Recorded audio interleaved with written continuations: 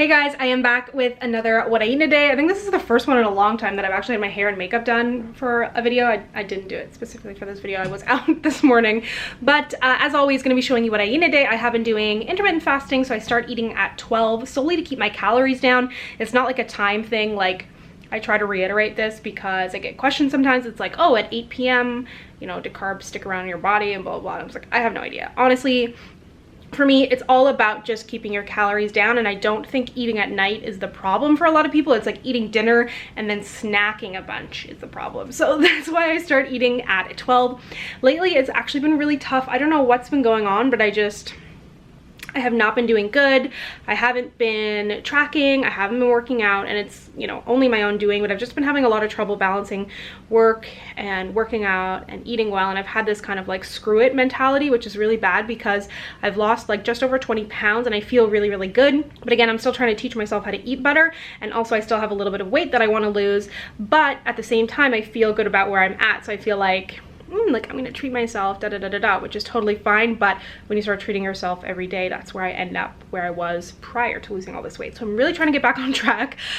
So right now it is just after 12. This morning I did have an Americano, so just an espresso with some hot water and a little bit of almond milk.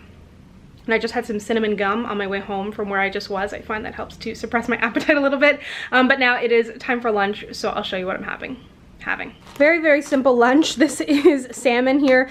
I bought a salmon fillet last week and ate half of it, and then I froze the other half. A lot of people ask me about meal prepping fish, and I still like to cook it the day of when I'm eating it because it just tastes better. So I just take it out in the morning to defrost it. So I'm just gonna fry this in a pan with like some spray oil. And then this is the Fresh Express Chopped Kit Asian. So this can be a little dangerous because the fat is very high generally in the dressing. So I use one of these bags as 2 servings, but I don't use all of the dressing because the dressing is full of oil, and then you might as well just have French fries instead of a salad. So I'll show you when I put it all together. And it's a little bit tricky to calculate because on the back here it says like a serving is 1.5 cups or 100 grams, but like how much of the dressing and the toppings does that include? I really don't know. So it just makes it a little bit complicated. I'll show you what I do. I use my Fitness Pal, and I like these salad kits because first of all, it all comes in one and I have less waste because I always like plan to make salads and have all this produce go to waste. But also it's a chopped salad, so it has a lot of cabbage in there, which first of all is quite good for you, but also it doesn't go bad as quickly as something like lettuce, because I always buy lettuce and then I don't eat it all and it goes bad and blah, blah, blah, blah, blah. So I'm just going to fry this up in a pan and then I'll show you it all together. So here is the salmon and salad. I haven't put the toppings on yet. And generally with salmon, I try to pair something lighter as my side just because it's a pretty high fat fish versus something like cod. I'll eat a lot more in quantity of cod and then probably have a heavier side like potato or something. Kind of depends. Like lunch, I try to be a little bit lighter. So I have like half of my plate here filled with salad, which is like probably more than half this bag actually. I probably overdid it a little bit.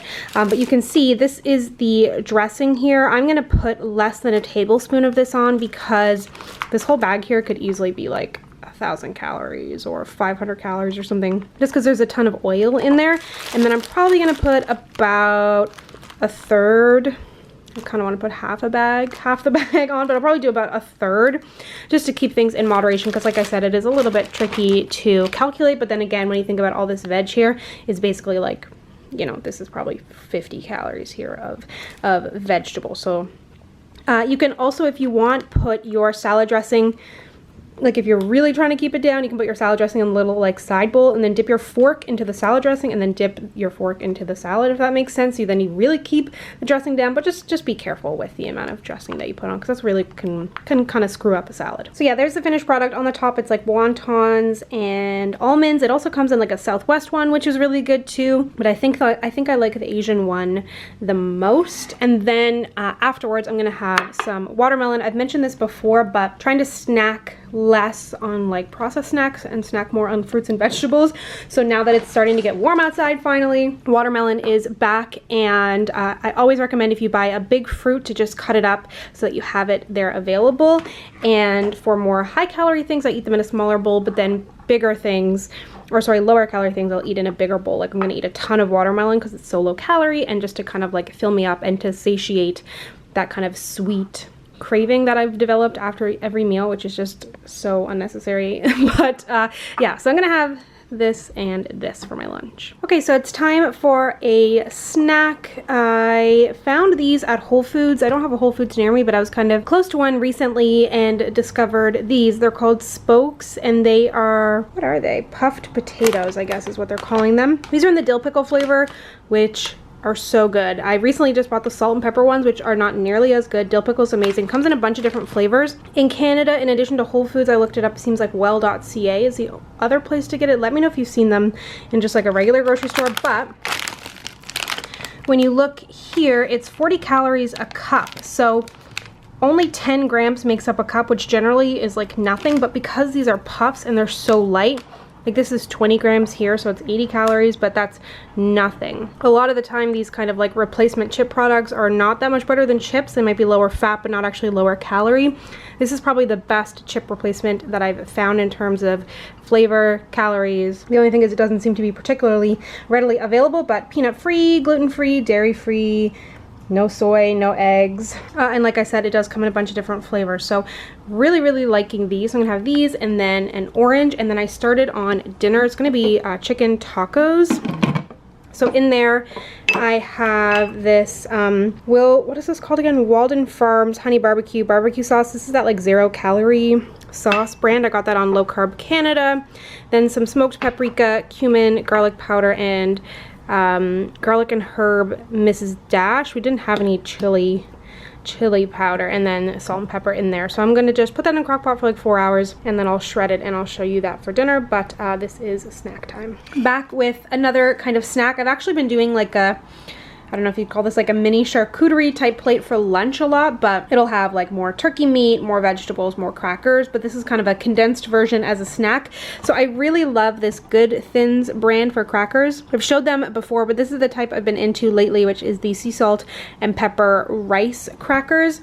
Then I have this Laughing Cow cheese, which is this little triangle here. If you've never had it, it's kind of like just like a spreadable cheese product. So this is the garlic and herbs, only 25 calories a little wedge.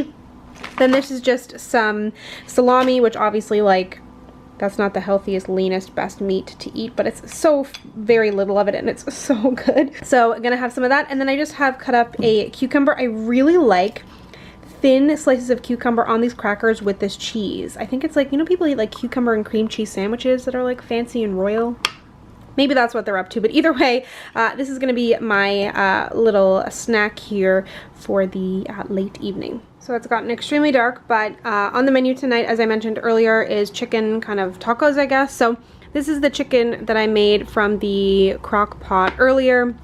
Here I just have some peppers and onions, which is actually this mix from President's Choice. You can get it at like Loblaws, Superstore. It's a little bit newer to them, but it's just exactly that, so super easy way. Then for my tortillas, these are the Old El Paso, I think small. They're 80 calories each.